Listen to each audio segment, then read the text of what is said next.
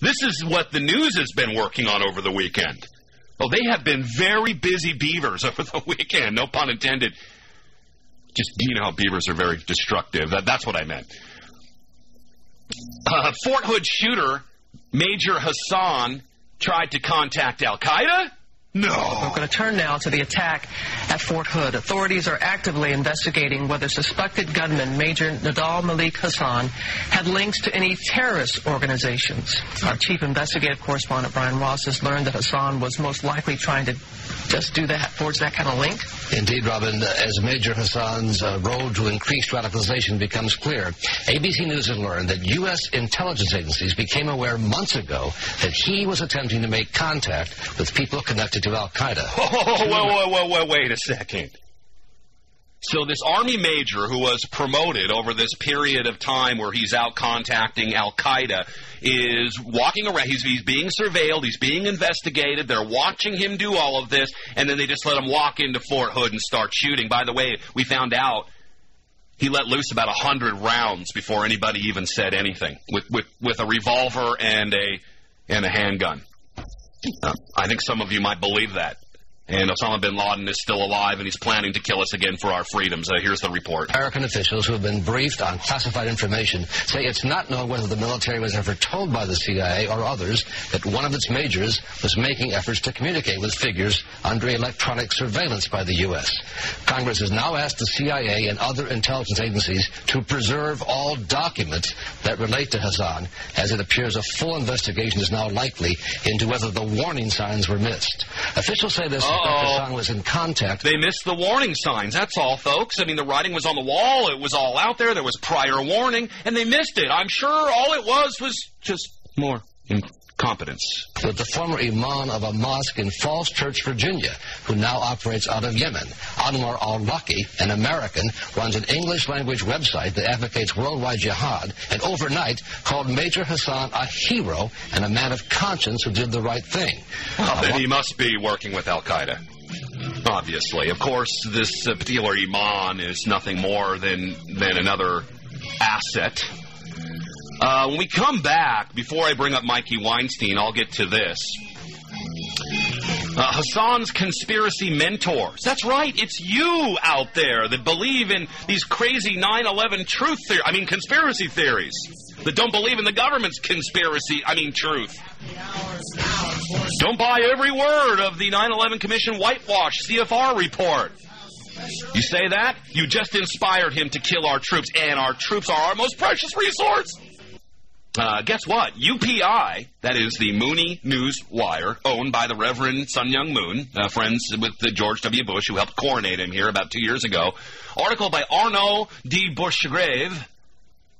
Recently, this UPI commentary claims that 9/11 conspiracy theories and Holocaust denial are behind Major Nadal Hassan's motives when he supposedly killed 12 people and shot over 30 soldiers at Fort Hood, firing over 100 shots using one pistol and a revolver.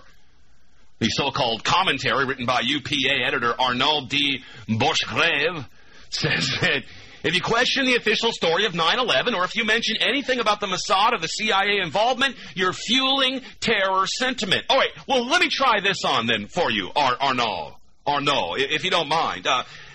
We just played a clip where Major Hassan is, at least according to your information, attached to known CIA assets and those living in Egypt who could have been behind 9/11 who were previously working with the CIA and funded by the usual suspects. But that's not really a conspiracy theory, is it? It's just the facts. The editor claims that bin Laden's video confession should be sufficient enough for us to believe the official story, whatever they say. Even though Building 7 couldn't have possibly fallen from fires, just because NIST said it does, every building should be on alert right now for fire, etc., etc. What he fails to mention is that bin Laden was working for the CIA up till September 10, 2001, according to just about everyone's information. And, well, by the way, FBI whistleblower Sibel Edmonds' testimony. Further, the editor claims that the stories about people receiving instant message warnings in the World Trade Center before the attacks are false, as well as the official reports that Israelis were in fact arrested that morning because they were taking video and pictures of the planes hitting the towers, laughing and dancing.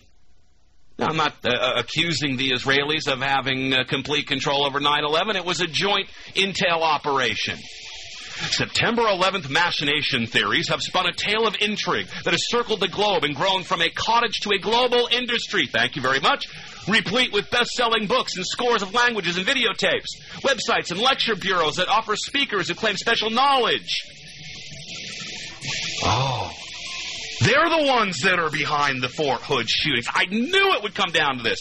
And what about hate crime? Because really what we're talking about here is getting all sides ready for a massive world religious war. Because they keep, look, and this is the thing, folks, people may not do it for their country anymore. Because, of course, they've been indoctrinated with this whole, well, it doesn't matter. Countries don't exist anymore. Sovereignty doesn't exist. We're fighting for a new world order. So what do you do then? How do you keep the world in constant, perpetual war? It isn't going to be over borders anymore because there isn't going to be any. It isn't going to be over state sovereignty anymore or nationalism because there isn't going to be any more countries. So how do you keep people constantly divided and the war machine pumped up? So what are you going to do? You've got to keep people divided upon ideological lines.